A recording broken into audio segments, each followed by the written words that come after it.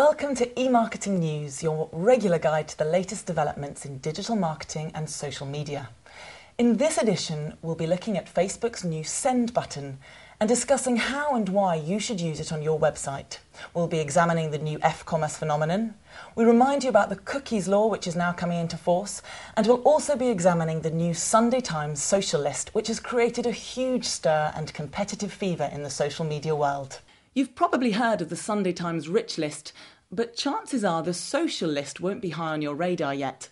But it should be, because it's far more likely that you'll actually be able to get your name onto this one.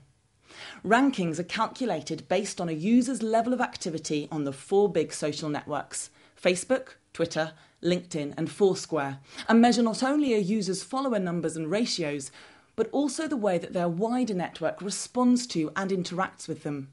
And while you can expect to see a good proportion of social media savvy celebs and corporate players ranking, it's absolutely possible for some of us more lowly mortals to make that list too. At its launch, the Times Online editor Gordon Thompson commented that the growing influence of bloggers and tweeters on mainstream publishing gives everyone the opportunity to pit themselves against their peers and climb the rankings of the most socially influential. This is all about social measurement, and could be an interesting tool for businesses and individuals alike, as you receive fairly immediate information about how you're performing compared to your immediate social circle. It's certainly useful food for thought when you're able to measure your social influence in such a tangible way, and the element of fun competition is likely to engage and retain users. Check out www.thesociallist.com for more information.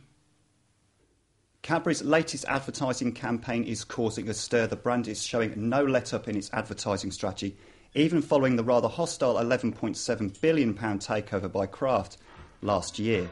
Now, you will remember the famous gorilla ad. That ad received over 12 million hits on YouTube, generating over 17,000 comments and 1,800 blog posts. Not bad when you think of that as all free advertising. And it certainly redefined how the major FMCG brands are splitting their media budgets.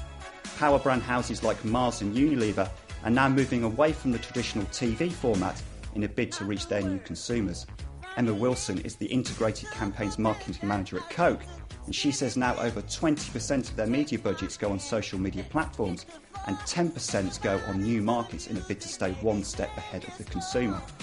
So is the new Cadbury campaign working? Well, it's early days, but in the 3 days since launch, it's had over 150,000 hits on YouTube. And whilst that's not in guerrilla territory yet, it's certainly performing better than the preceding campaign since Guerrilla in 2007. Now, the question everybody asks with the Cadbury ad: does it actually sell any more chocolate? Well, the figures would suggest yes. Dairy Milk closed 2010 on sales of £418 million, and that was up 11.7%. Not bad in a chocolate category which is very mature and only growing at 5%. The new buzzword on the street is F-commerce. Except the whole point is that it's not on the street. This is all about doing retail business online, and more specifically on Facebook. With e-commerce functionality added to an online social media giant like Facebook, the possibilities for retailers are endless as they seek to connect with their consumers in new and relevant ways.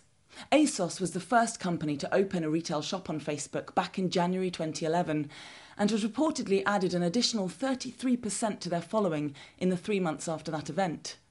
A number of high-profile retailers are now offering their clients the option to shop from their social media accounts, and this is going to become more commonplace over the coming months as brands seek to engage their consumers in more meaningful ways and build deeper relationships. Companies like Topshop already have over 1 million followers on Facebook, and other organisations are fast realising the importance of having a strong social media presence as a way of building business. One of the most crucial things that this does is allows retailers to gather true customer insight and then adjust their propositions accordingly. But you don't have to be a mega brand to get on the F-commerce train. Facebook is making it easier for retailers to sell their products directly through the site. Indeed, any organisation with a fan page can display and sell their products through Facebook. You can set up a free e-commerce store using The Shopping Mall, powered by Pavement, or download the Social Shop Facebook app if you already have a big commerce online store. These options allow even the smallest seller to set up a virtual shop and access Facebook's 400 million users. and it surely won't be long before Facebook itself starts to process retail transactions directly. This really is social commerce at its best, so make sure you're not missing out on this additional revenue-generating channel. Now, it's obvious, isn't it? Social media and digital marketing then has a huge effect on the way that we do business in today's world and, of course, the way in which we buy. One of those prime examples is the huge, giant online retail store, ASOS. In January 2011, they launched the first ever ASOS Facebook shop. They call it the ASOS F Shop. Now, what that means basically is that everyone who are massive fans and followers of ASOS can now go to the Facebook website and access their entire range without ever having to leave the social networking site. Before, people could use Facebook to access other retailers, but they'd have to leave Facebook to access the parent website. So what does this mean for ASOS? Well, basically, it means they're increasing social media interaction. What they're doing effectively is using their customers as their marketing tool. Very clever. And if you take a little look at their shop, it really is one of the best out there. People can go there, they can like their clothes, they can leave reviews, they can even blog about them. Or how about this? You can photograph yourself in ASOS clothes and even upload your own photos. Why is that so clever? I'll tell you why. As a consumer, we all love reviews, but with the added bonus of reviews with your friends, from people that you know, from colleagues, that then becomes a very important purchasing tool. So ASOS also uses other social media networks, the likes of Flickr, Bebo and of course Twitter. And you've got ASOS Marketplace, which enables the consumer to enjoy eBay style selling. Very clever indeed. And this is the bit that I like the best. You've got the ASOS iPhone app. That means you can have fashion at your fingertips anytime and anywhere. So not surprisingly then, ASOS have become huge followers with a massive online community. What is surprising is that this company started with just 3 employees. 10 years on, they still only employ 1,000, despite making a turnover of £223 million last year. Highly impressive. So those 1,000 people keep their 8 million users coming to visit their website and helps keep the interest of their 3 million registered users. And in some recent Facebook news, they've just launched their Send button, which enables users to easily share relevant web content with their friends, groups and network. It's already possible to integrate a Facebook like button into your website, and the Send button will now allow users to share information with a more select group of recipients, replacing the classic send email to friend function. By adding the Send button to your site, you can increase traffic by encouraging your visitors to share your great content immediately with their friends and associates, who, on receiving a recommendation, are then more likely to visit your site. This is how it works. Visitors click the Send button and a pop-up appears which allows them to send that link to any Facebook friends, groups or standard email addresses, including a personalised message if they wish. They can also choose whether this message goes to their friend's inbox or appears as a post on a group's wall. This can be an extremely powerful marketing tool.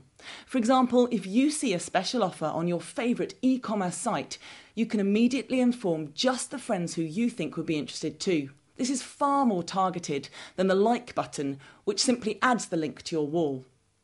Facebook's like button has just celebrated its first birthday and is a massively popular tool with more than 10,000 websites installing it every week. The new Send button has already launched on more than 100 sites, and if you want to add it to yours, you'll find the necessary code by searching developers.facebook.com for the Send plugin. Now we're going to tell you about a new change to the cookies law, and of course we're not talking about Oreos or Maryland chocolate chip. This cookies law came into force on the 26th of May 2011. Now, UK businesses and organisations will have to get informed consent before storing or retrieving information on users' computers. The Information Commissioner's Office has published a set of guidelines on actions businesses need to take to comply with the new regulations. It's important to understand these regulations to make sure that you're not operating outside the law. You can download them using the link below. The Information Commissioner's Office will also issue separate guidance on how it plans to enforce the regulations in the near future, and will continue to keep you up to date with all these developments as they unfold and advise on what actions you need to take. Well, that's it for this issue of eMarketing News. To make sure you receive the next edition, please take the time to subscribe using the button above. Also, make sure you visit this site regularly, as we're constantly adding new videos that will give you further essential digital marketing news and advice. In fact, if you'd like to be notified every time a video is added, just follow us on Twitter. Finally, if you want to contribute stories or even appear in the next edition of eMarketing News, email us or call us using the contact details below. Thanks for watching.